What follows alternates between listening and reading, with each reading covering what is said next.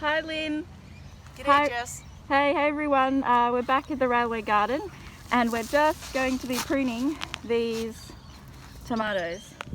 Okay, so we've just had a discussion and you can use secateurs, but Lynn is just going to pinch them out with her fingertips, which Yeah, we want to won't be pinch that- out won't be that these difficult. these little ones that grow in the armpits because they're non-fruiting. So we're Yeah. going to just pinch it like that. So Call them a lateral? they're called laterals. They actually do they do fruit, but they're a new growing tip. So we want to reduce the amount of growing tips on these tomatoes so that they grow tall and don't, sprawl out. Here's a big one. Honeycomb right here. Right on here. top. That goes. See this one here? So you can see that this That all is actually a leaf. So and this is a leaf.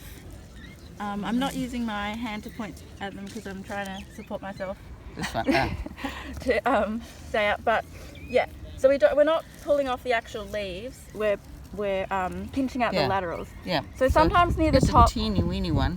sometimes near the top, it can be difficult to tell which is the lateral and which isn't. And when in doubt, Yeah, just Don't- leave don't it. pull it out. But there's one there. yeah. So And Hang on. here's a good one right here. that one. Oh, Yeah. hang on. Yeah, here's a main stem and here's a big side stem, and this lateral here is the one we want to take out. So that one is the actual leaf, and so what we've pulled out What's is the this one lateral. in here? Yeah. So if we didn't pull out the laterals, this whole plant would grow from all of the laterals. So it would spread out really wide. Is that It would probably sprawl on the ground, which would Hard to know. could encourage Yeah, like we'll fungal take that out. growth It's too close to the and ground. snails and all this stuff to infect the plant. So we'll stake them soon. So we want them to grow tall, basically. So that's why we're pulling out the laterals.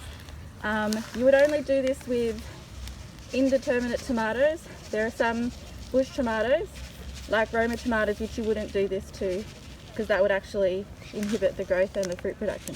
But for all of these tomatoes are indeterminate, and we planted little basils today for little companion plants, and they also are very good companions in the pot when you cook them. So yeah, we'll see how these go. Thanks Lynn, and thanks everyone else. Eileen and Monica.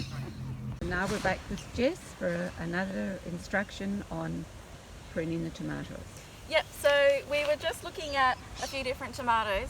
We looked at this tomato and realised that it's actually grown from a lot of different laterals, and so I just wanted to give the gardeners a bit more instruction about how to determine what to cut on something like this. So if you just come a little bit closer, Monica, we'll see that, so this is actually a lateral, and this was the leaf that has died back. We've actually got another lateral coming out of the ground there. So I might just chop that one off just to start with.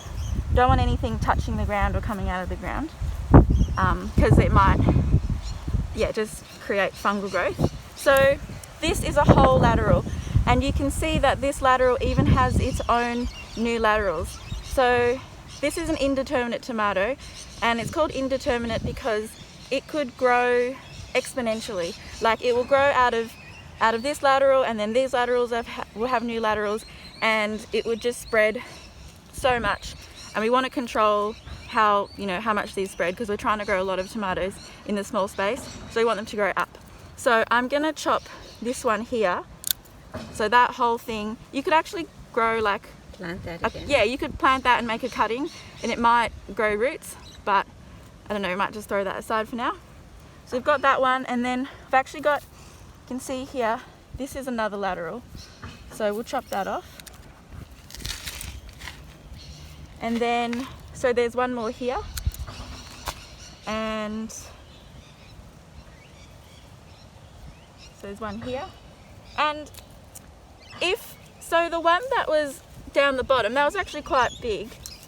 If we wanted, we could make it, if it was really big, we could make a decision to let that one keep growing, and then we could have two main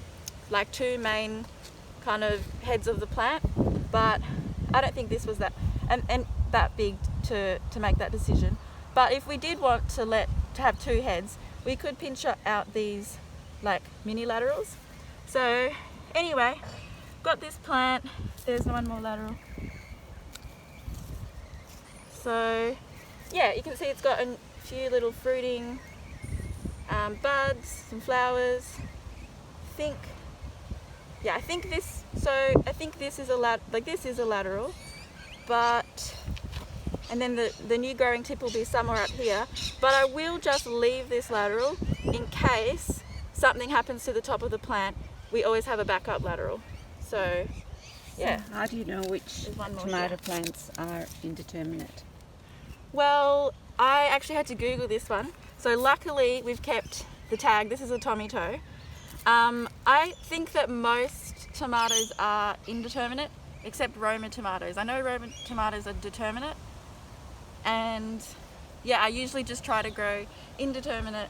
I don't want to mix them up because if I did, I wouldn't know. Like, I want to treat them all the same, want to give them all the same kind of management. So yeah, just make sure you know what you're planting when you plant it, and don't mix up determinate and indeterminate. Okay. So yeah, Thanks, Jess. that's it for today. Thank you. Thank you. Okay, now